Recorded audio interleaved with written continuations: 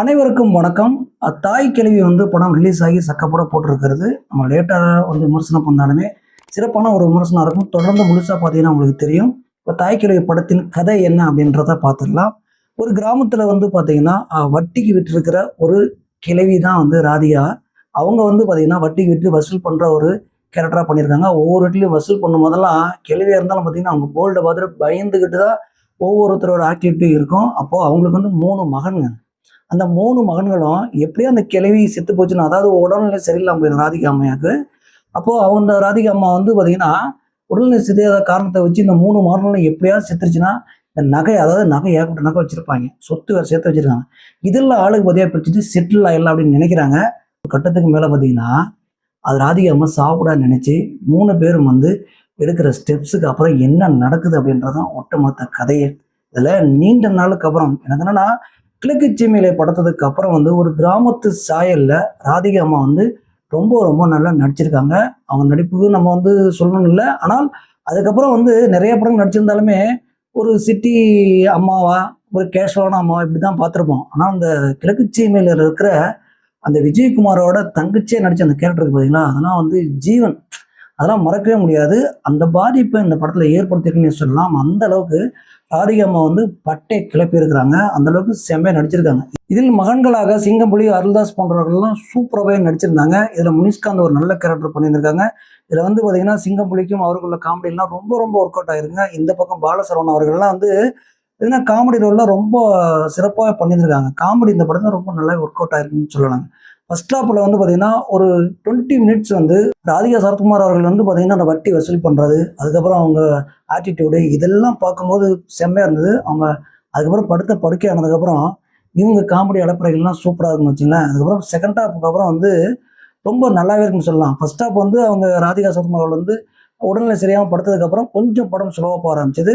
Second ஹாப்பில் அந்த படம் சூடு பிடிச்சி பார்த்தீங்கன்னா காமெடி டோட்டலாகவே ஃபுல்ஃபில்லாக ஒர்க் பண்ணியிருக்காங்க. அதுதாங்க படத்தில் சிறப்பான ஒரு விஷயமே. அது மட்டும் இல்லாமல் ஒரு கிராமத்துக்கு, அதாவது 90 காலகட்டங்களில் ஒரு கிராமத்துக்கு போன ஃபீல் அப்படியே வருது. அந்த அளவுக்கு பார்த்தீங்கன்னா ஒவ்வொரு கேரக்டரையும் செதுக்கி பண்ணியிருக்காரு இயக்குனர். இயக்குனர் ஒரு பேட்டியிலும் சொல்லியிருந்திருக்காரு, நான் ஒரு கிராமத்தை சேர்ந்தேன், எங்கள் வீட்டில் நடந்த அந்த சம்பவங்கள் தான் எங்கள் பாட்டியை பற்றி எங்கள் அம்மா எங்கள் அப்பாலாம் சொல்லும்போது அதை வைத்து தான் அந்த கதையை உருவாக்கணும் அப்படின்னு சொல்லியிருக்காரு. உண்மையிலுமே ரொம்ப அருமையான ஒரு கதைக்களம் அப்படின்னே சொல்லலாம். ஏன்னா புதுசான ஒரு விஷயங்க.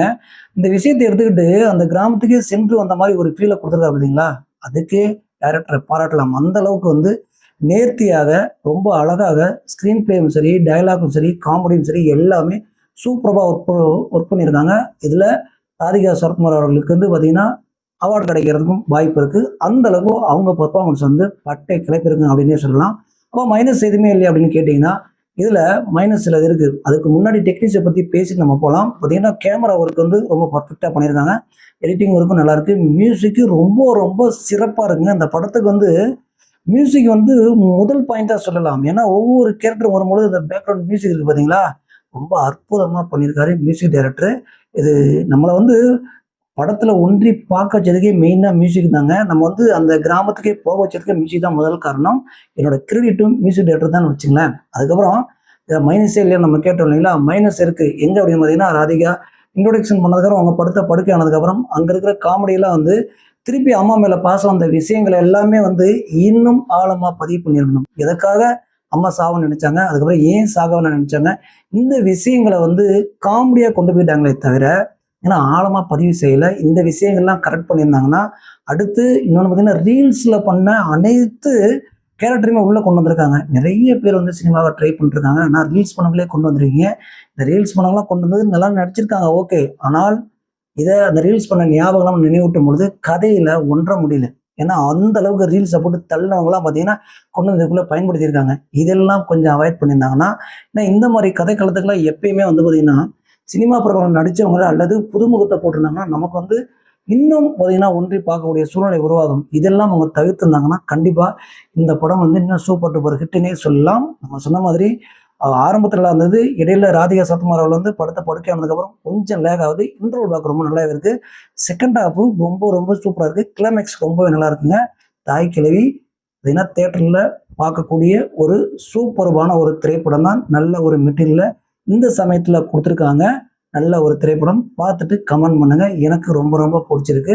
இந்த மாதிரி பார்த்தீங்கன்னா தொடர்ந்து மகி சினிமாவில் திரை விமர்சனங்களையும் சார்ந்த செய்திகளையும் நம்ம தொடர்ந்து பேசுவோம், தொடர்ந்து அலசுவோம். தொடர்ந்து இணைந்திருங்கள். நன்றி.